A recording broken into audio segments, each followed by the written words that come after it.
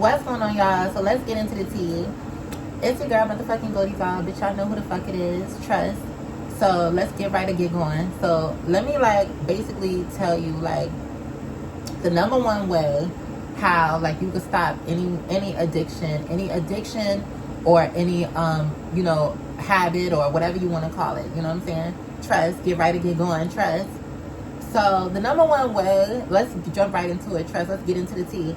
The number one way that you can stop any habit or any cycle or whatever the case may be, first of all, you gotta cut off the people that are associated with that drug or associated, with that lifestyle. And what I mean by that is let's say you want to stop a certain drug or you want to stop a certain lifestyle, right? You gotta cut off the people that's associated with that. And what I mean by that is let's say you want to stop, smoking or drinking or whatever, but you hang around drug dealers or you hang around people that drink, you know what I'm saying? Then it's bitch, how are you gonna stop, As far as just quitting a certain substance, you gotta change your surroundings, because they say you are who you hang around, and that's very true. Let me tell y'all something.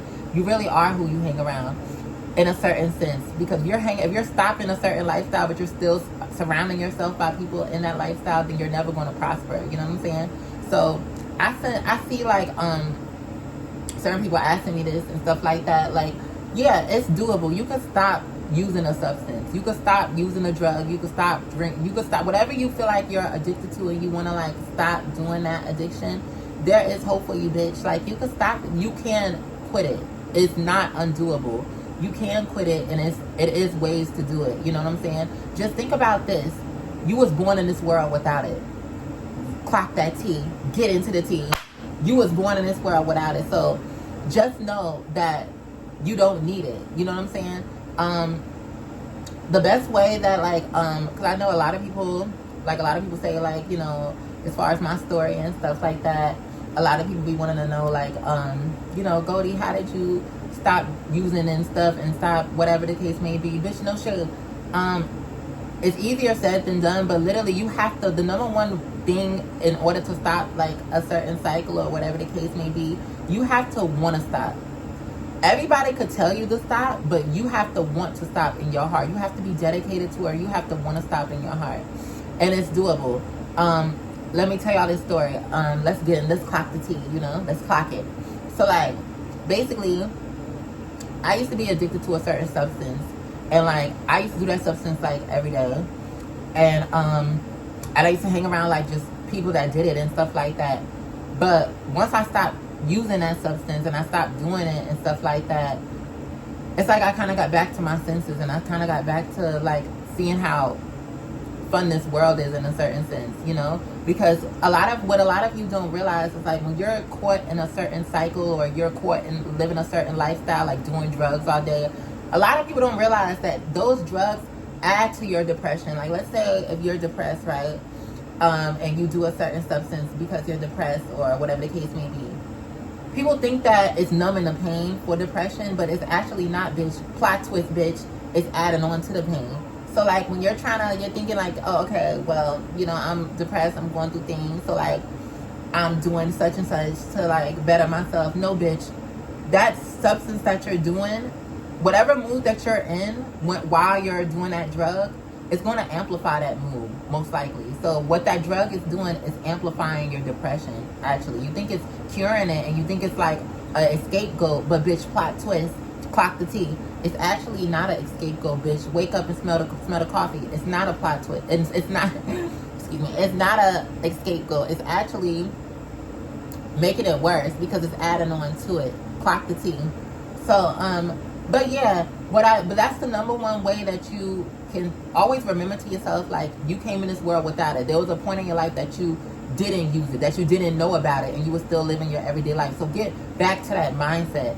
Anything is doable if you put your mind to it. But first, you gotta have that mindset. You gotta want to stop using that substance, and you gotta change your surroundings and change who you be around and change it's not just okay, you're gonna quit a substance and that's it, bitch. It's not that. So you have to really change your surroundings and change who you be around and stuff like that, because people could really influence you. People could really influence you into, you know what I'm saying? So Yeah, so you gotta like want to stop. You have to want to stop, and just know that it's doable. It is doable. I see a lot of. I notice some people are caught in certain cycles and caught in certain lifestyles and stuff like that, and they're so depressed and they're so whatever the case may be. We all deal with certain things sometimes. No shade. Get right or get going. Trust.